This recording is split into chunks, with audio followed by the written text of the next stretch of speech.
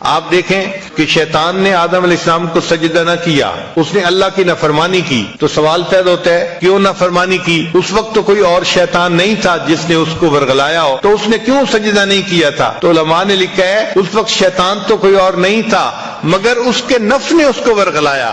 تو نفس وہ بدبخت ہے، بدکار ہے کہ جس نے عزازیل کو شیطان بنوا دیا، یعنی شیطان کو شیطان بنوانے والا جو گرو گنٹھال ہے وہ نفس ہے، تو نفس جو ہے یہ زیادہ بڑا دشمن ہوا۔ اب انسان کو گناہ کا جو خیال آتا ہے نا، کئی مرتبہ شیطان کی طرف سے آتا ہے، کئی مرتبہ نفس کی طرف سے آتا ہے، تو سالک کو پتہ نہیں چلتا کہ یہ کدھر سے جو ہے وہ میسج آ رہا ہے، کون میسج بھیج رہا ہے گناہ کا۔ تو ہمارے بزرگوں نے اس کو کھول دیا، وہ فرماتے ہیں کہ جب گناہ کا کوئی خیال آئے اور بار بار اسی گناہ کا تقاضا ہوتا رہے کہ یہی گناہ کرنا ہے، تو سمجھ لو کہ یہ نفس کی طرف سے ہے، کیونکہ نفس کی مثال ضدی بچے کی طرف سے ہے۔ وہ ایک چیز اگر منہ سے نکال دیتا ہے نا تو کہتے ہیں کہ بس مجھے وہی چاہیے، مجھے وہی چاہیے۔ تو نفس بھی اسی طرح ہے کہ ایک مرتبہ جو خیال آ گیا گناہ کا، یہ بار بار اسی خیال کے اوپر وہی خیال دل میں لاتا رہتا ہے۔ اور اگر شیطان کسی کے دل میں گناہ کا خیال ڈالے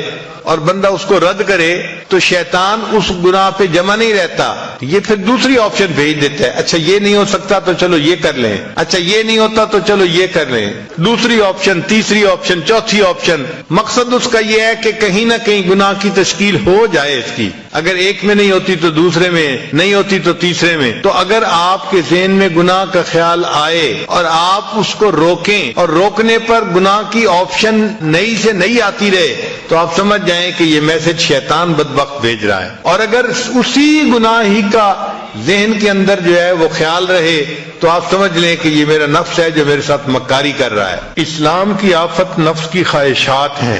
حضرت امام ربانی، حضرت مجدد ثانی رحمۃ اللہ اپنے مکتوبات میں اس پہ بہت تفصیل لکھتے ہیں۔ یہاں پر ایک حدیث مبارکہ پیش کی جاتی ہے، حضرت عبداللہ ابن عباس عنہ نے فرمایا ہر چیز کے لیے ایک آفت ہوتی ہے، علم کے لیے بھول جانا ایک آفت ہے، عبادت کے لیے سستی کرنا آفت ہے، عقل کے لیے غرور کرنا آفت ہے، برتن کے لیے بھاری پن آفت ہے، تجارت کے لیے جھوٹ بولنا آفت ہے، سخاوت کے لیے فضول خرچی کرنا آفت ہے، خوبصورتی کے لیے عجب اور تکبر آفت ہے، دین کے لیے ریاکاری آفت ہے، اور خواہش نفسانی اسلام کے لیے آفت ہے۔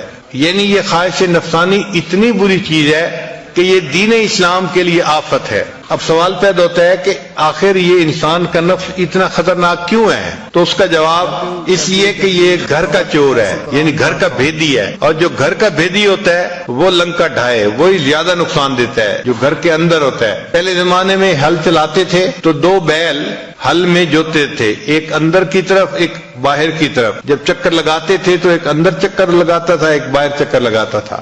آج کل تو ٹریکٹر آ گئے ہیں، معاملہ ہی دوسرا ہو گیا۔ ایک بزرگ کھڑے تھے تو انہوں نے دیکھا کہ اچانک وہ جو کسان تھا نا اس نے اندر والے بیل کو مارنا شروع کر دیا۔ تو اس نے پوچھا بھئی تم باہر والے کو نہیں مار رہے، اندر والے کو کیوں مارتے جا رہے ہو؟ اس نے کہا کہ اس نے ٹاپا مارا ہے۔ ٹاپا مارنا کہتے ہیں کہ آپ ہل چلا رہے ہیں پھر کوئی چیز جگہ درمیان میں زمین کی چھوڑ کے، یعنی روٹین سے ہٹ کے جگہ چھوڑ کے آگے چلے جانا، اس کو ٹاپا کہتے ہیں۔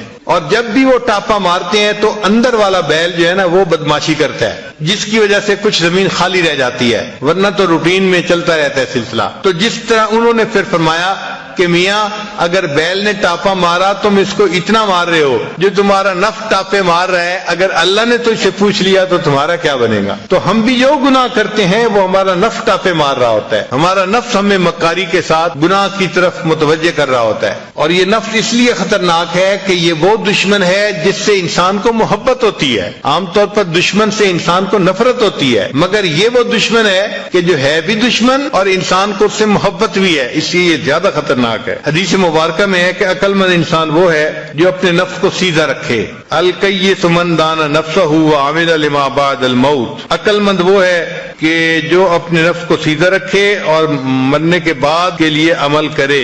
والعاجز من اتبع نفسہ ہواہا وتمنى علی اللہ، اور عاجز وہ ہے کہ جو اپنے نفس کی خواہشات کی اتباع کرے اور اللہ سے تمنا رکھے کہ اللہ مجھے جنت بھیج دیں گے، یعنی کام گناہ والے کر رہا ہے اور تمنا جنت کی رکھی ہوئی ہے۔